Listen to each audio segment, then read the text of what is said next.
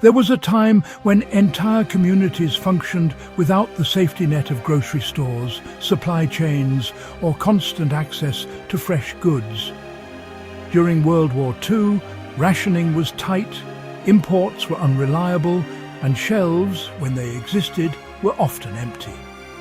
Yet families endured, not by chance, but by mastering a set of farming practices that turned even the smallest plot of land into a reliable food system. These weren't luxury gardening techniques or hobby experiments. They were practical, repeatable methods designed to keep people fed under pressure. What stands out is how deliberate everything was. Nothing was wasted, nothing was left to guesswork, and every decision was made with long-term survival in mind.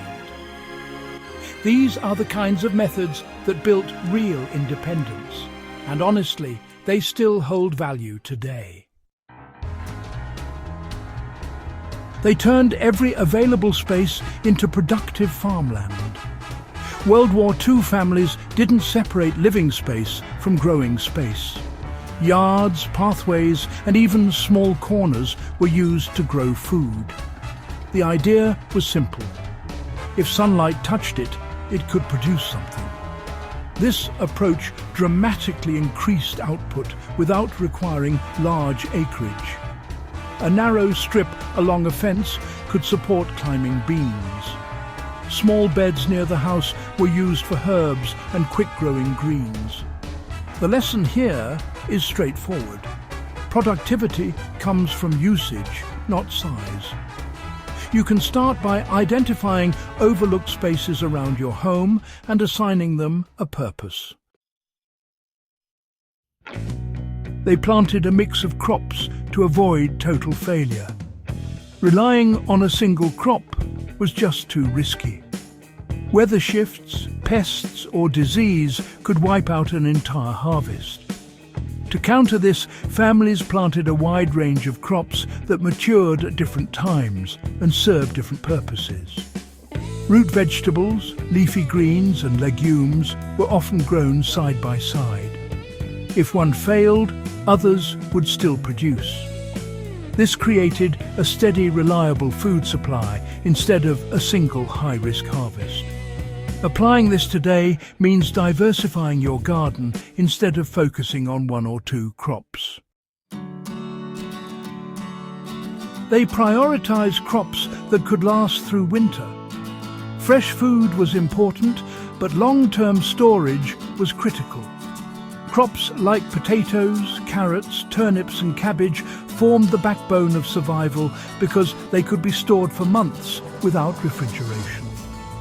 These were often kept in cellars, buried in pits, or even left in the ground until needed. This reduced waste and extended food availability deep into winter.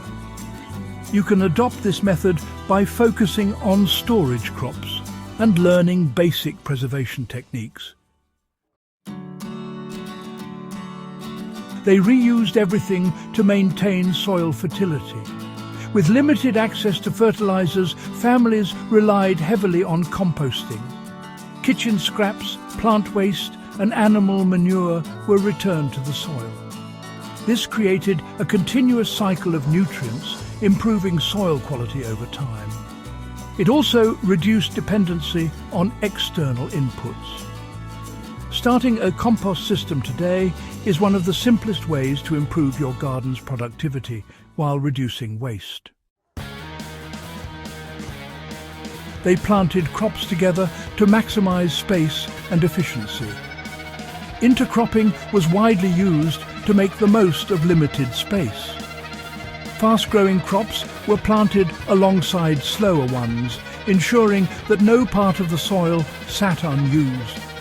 For example, leafy greens could be harvested before larger crops needed the space.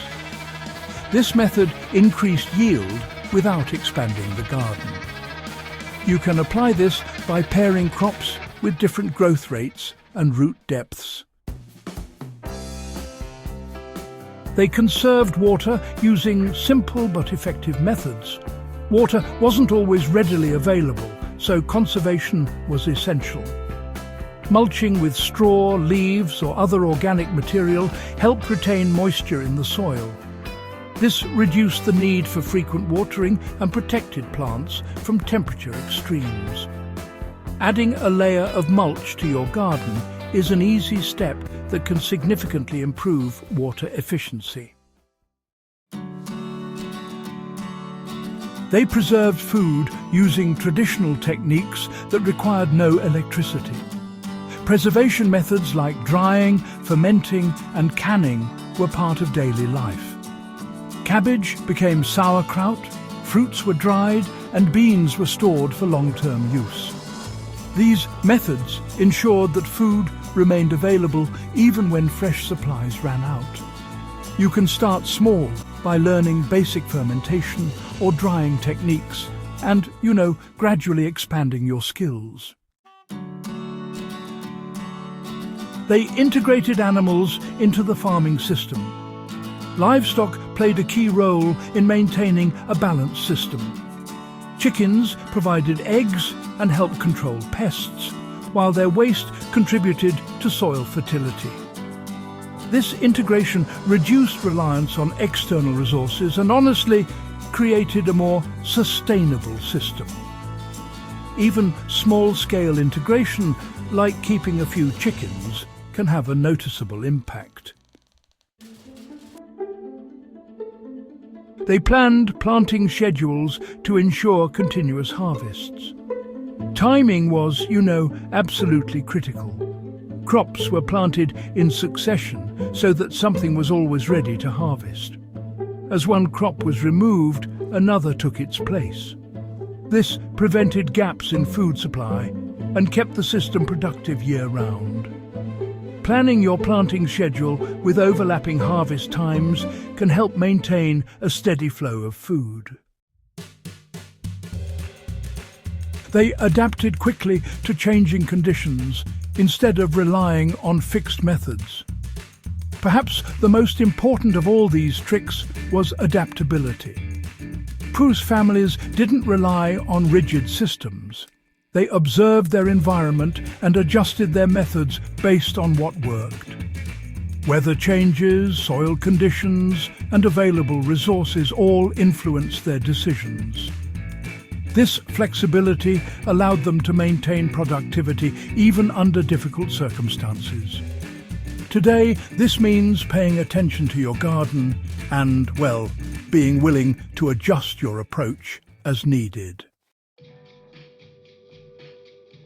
These forgotten farming methods still offer a path to real independence.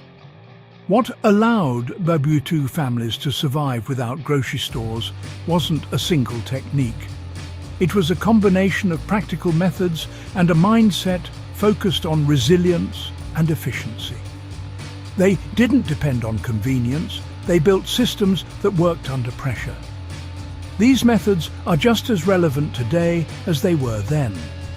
They provide a foundation for anyone looking to become more self-reliant and less dependent on external systems. If you found this useful, subscribe for more deep dives into WWII history, survival strategies, and practical farming techniques that still work today. Share this with someone who understands that real security starts with what you can grow and sustain yourself.